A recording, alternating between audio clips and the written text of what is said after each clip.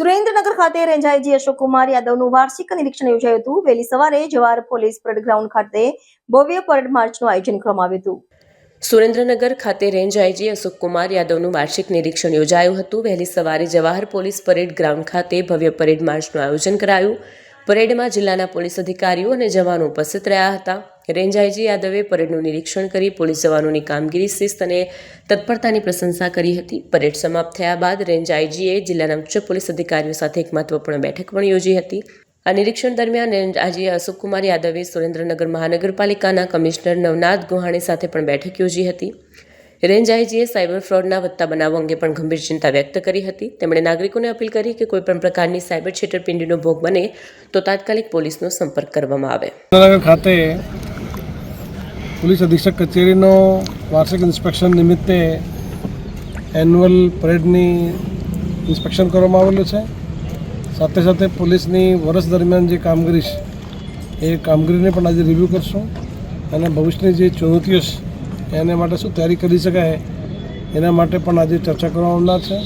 સાથે આજના ટાઈમમાં સાયબર ક્રાઇમની પ્રોબ્લેમ, ટ્રાફિકની સમસ્યા, એ તમામ સમસ્યાઓથી પબ્લિકને કેવી રીતે નિજાત આપી શકાય એ તમામ મુદ્દાઓ ઉપર આજે જરૂરી ઇન્સ્ટ્રક્શન પણ આપીશું. સાયબર ક્રાઇમ આજના ટાઈમમાં ખૂબ જ અગત્યની દરેક લોકોને ચુનૌતીઓ મળે છે. દરેક લોકોને અપીલ કરું છું કે સાયબર ક્રાઇમનો કોઈ પણ વ્યક્તિ ભોગ બને તો તાત્કાલિક પોલીસને જાણ કરે. પોલીસનો જે હેલ્પલાઇન નંબર છે 1930, એમાં કોઈપણ વ્યક્તિ કોન્ટેક્ટ કરી શકે છે. અમારા અધિકારી કર્મચારીઓને વ્યવસ્થિત તાલીમ આપવામાં આવેલી છે. એટલે કોઈપણ સાયબર ક્રાઇમનો ભોગ બનતો હોય તો તાત્કાલિક પોલીસનો સંપર્ક કરે. અને જેટલો મોડો થશે એટલો વધારે પોલીસની રિકવરી કરવા માટે તકલીફ પડતી હોય છે. પણ પોલીસની ટીમો આખી ઇન્વેસ્ટિગેશન દરમિયાન ખૂબ સારી કામગીરી કરતી હોય છે. તો જેથી પબ્લિકના, સ્કૂલમાં, વેપારીઓને, ઉદ્યોગપતિઓને કોઈપણ પ્રકારની એવી સાયબર ક્રાઇમના મુદ્દા આવતા હોય તો તાત્કાલિક પોલીસને જાણ કરશે.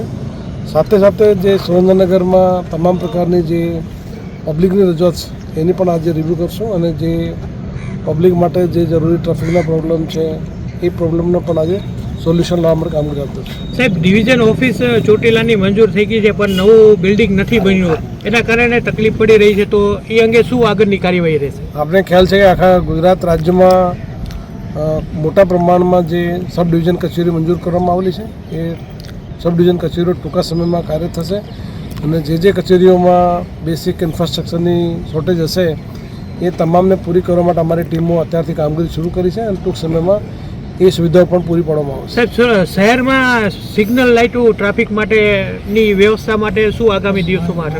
આજે મ્યુનિસિપલ કમિશનર સાથે પણ મિટિંગ છે. એટલે આપણે જે મ્યુનિસિપલ કમિશનર દ્વારા જે કામગીરી કરવામાં આવનાર છે એને ચર્ચા કરી અને લોકોને કેવી રીતે ટ્રાફિક સમસ્યાઓથી નિજાત મળી શકે એ મુદ્દા પણ આજે પણ ચર્ચા કરીશું.